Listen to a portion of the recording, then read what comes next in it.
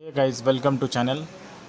कई दिनों से मेरा वीडियो आ नहीं रहा था। अभी आज मैं फ्री था तो सोचा वीडियो बनाऊं। जो एक हिडन स्टॉक मुझे मिला है उसके बारे में आपको बताने के लिए। ये स्टॉक थोड़ा सा आपको सोचना पड़ेगा, समझना पड़ेगा कि ये क्यों स्टॉक आपको मल्टीबैगर बनता है। आप कोई भी स्टॉक ले लो, उसमें दो रीज़न रहते हैं। एक तो उसका वैल्यूएशन सही होना चाहिए, मतलब जो उसका रियल वैल्यूएशन है। जैसे आप मार्केट में जाओ, सब्ज़ी लेने जाते हो तो कोई अगर मान के चलो धनिया भी लेते हो तो दो जगह पूछते हो कि कितना रेट चल रहा है उसका, तब उसका रियल वैल्यू आप सही नहीं दे रहे हो कि पता करते हो। सिमिलर मार्केट में भी क्या होता है कि स्टॉक का रियल वैल्यूएशन आपको पता करना पड़ता है इन्वेस्ट करने से पहले। और साथ में उसमें ग्रोथ भी आनी चाहिए। मतलब इस साल उन्होंने 100 करोड़ का माल बेचा तो अगले साल कम से कम 130-40 करोड़ का माल बेचते हैं तो 30-40% का ग्रोथ आएगा। तो वो आपको शेयर्स को बहुत तेज़ी से बढ़ाता है। तो उससे आपको क्या होता है कि एक वैल्यूएशन का भी इफेक्ट आता है और साथ में ग्रोथ का भी आता है। उसी से मैंने एक मल्टीबैगर स्टॉक आप लोगों के लेके आया। उसका नाम है काबरा ज्वेलर्स नाम से। आप काबरा ज्वेलर्स नाम से आओगे, इस कंपनी का ब्रांड है के ज्वेलर्स नाम से, जो इंडिया में अपना गुजरात में स्पेशली चलता है और महाराष्ट्र में चलता है। तो इनका मेन बिजनेस आप देखोगे तो गोल्ड, मतलब जो ज्वेलरी है उसको बेचने का। आप वहाँ से देखोगे तो आपको पता चलेगा 64% इनका गोल्ड से आता है, डायमंड से उनका 19.45 और वही सिल्वर से 14.64। मतलब नॉर्मल का जो एक ज्वेलर रहता है उस टाइप का बिजनेस है।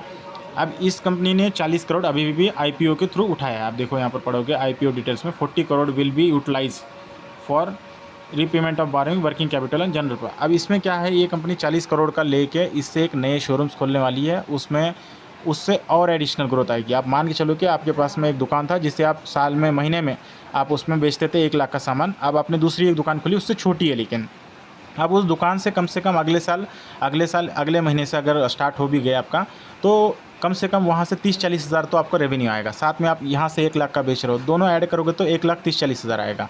जो एक्स्ट्रा लास्ट ईयर 1 लाख था, इस साल 1,30,000 से 1,40,000, मीन्स 30-40% की ग्रोथ आई आपको। सिमिलर सिचुएशन स्टॉक में हो रही है।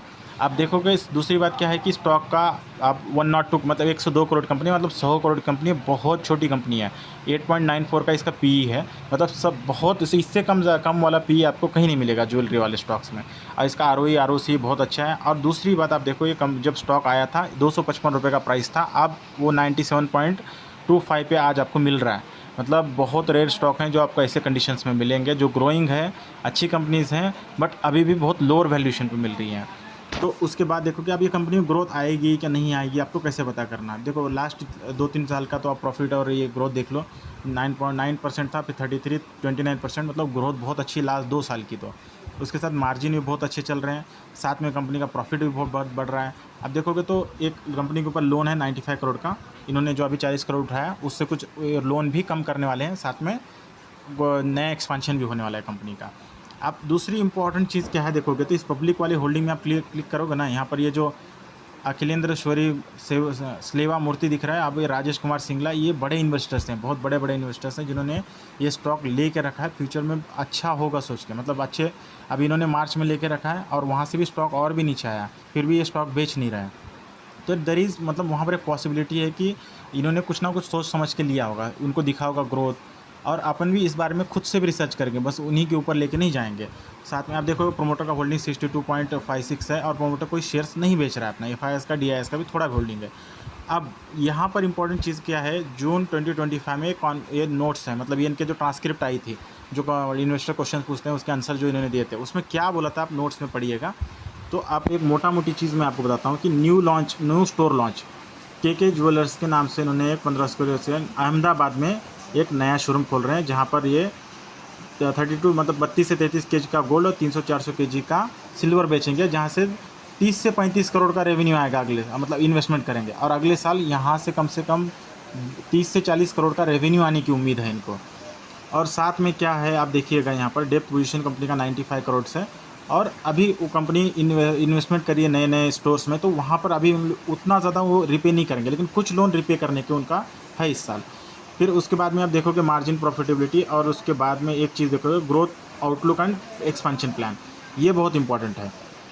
करंटली आफ्टर 6 शोरूम्स हैं और एक डिस्प्ले गैलरी है, साइंस सिटी न्यूएस्ट एडिशन। तो इनका जो प्लान है, ओपन सिल्वर बोटिक्यू इन अहमदाबाद, एक तो अहमदाबाद में सिल्वर का एक बोटिक खोलने का है, और एडिशनल जो इनका जो सेल्स है 15 से 20 करोड़ का एक सेल आएगा वहाँ से। और साथ में इनका एक नया शोरूम अहमदाबाद में ही खुलने वाला है, जिसमें 35 से 40 करोड़ इन लोग इन्वेस्टमेंट करके उस गोल्ड का शोरूम रहेगा, वो खोलने वाले हैं। 2 शोरूम इनके आने वाले हैं। तो अब इनका देखोगे जो गाइडेंस क्या बोला इन्होंने, management conservatively giving forward guidance for April to May weakness and the new store mature. तो रेवेन्यू गाइडेंस इनका 20 से 25% का फॉर 3 ईयर्स, मतलब अगले 3 साल के 20 से 25% का स्टॉक बढ़ने का चाहिए, मतलब जो उनका सेल्स बढ़ेगा।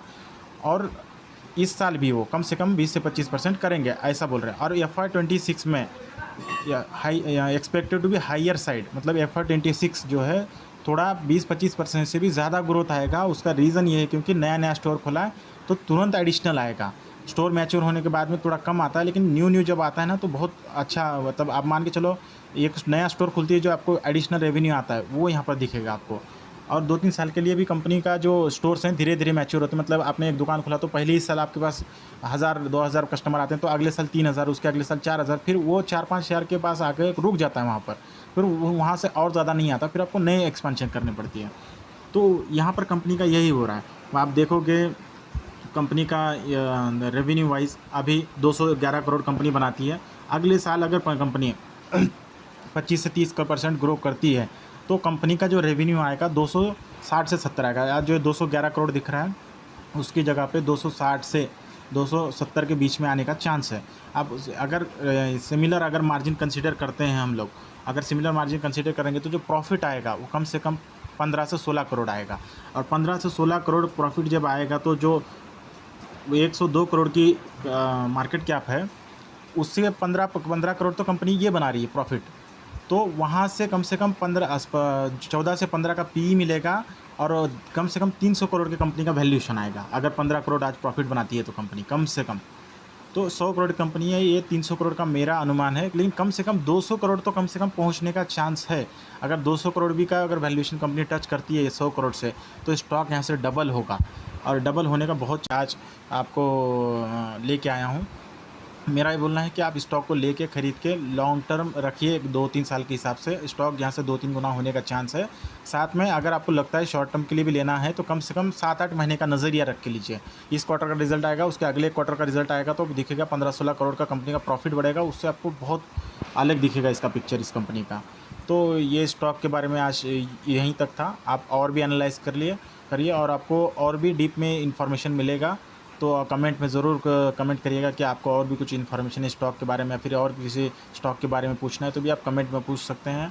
और लाइक और सब्सक्राइब करिएगा और नोटिफिकेशन क्लिक करिएगा। Thank you.